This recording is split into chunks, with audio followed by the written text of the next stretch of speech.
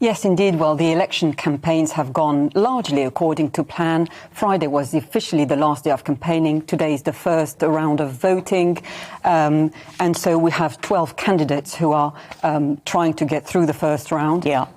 They range from the extreme right with Eric Zemmour to the very left-wing Jean-Luc Mélenchon. There are many candidates in between, but those with the most probable chances of success are Emmanuel Macron, the sitting president, Marine Le Pen, the leader of the National Rally Party, and Jean-Luc Mélenchon, who I would describe as a grassroots leftist who is very anti-globalization, and who's someone who, as many French leftists, who he still harks back to the days of global revolution and Marxist movements. For the first round, opinion polls, which are usually pretty accurate in France, they put 26% of the share of the vote going to Emmanuel Macron, 22% to Marine Le Pen, and 17% to Jean-Luc Mélenchon. So, at a push, Mélenchon could actually tip Marine Le Pen. Who knows?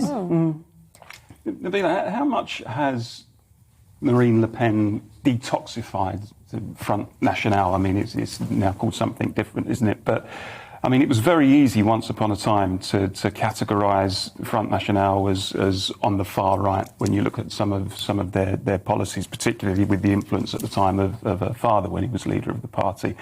But lots of commentators now seem to say actually they're a right-wing party, but more mainstream. They've dropped a lot of their kind of toxic policies, and therefore they're tapping into more mainstream French opinion. Is that a legitimate assessment?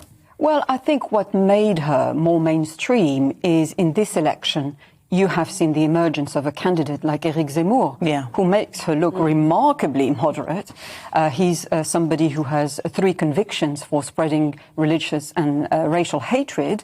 The last one in date was for him appearing on live television suggesting that child immigrants are all potentially rapists and murderers. He's somebody who actually described Maréchal Pétain of the Vichy government during the Second World War as somebody who protected the Jews. Now, that goes against all the facts of history. So the emergence of an extremist like him made her policy more palatable, if you like, but she still carries on with her hard right program. She's suggesting now to fine women who wear a headscarf in the public space, and indeed clamp down on immigration by 75%. Not only reduce immigrants who are coming to France, but also clamp down on those who are already here.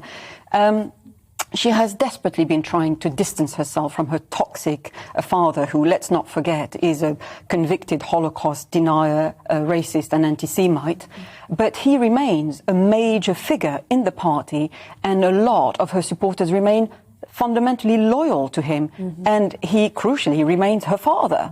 And let's not forget that her party was literally founded by Holocaust deniers and former soldiers, Third Reich soldiers who fought in the Nazi Waffen-SS.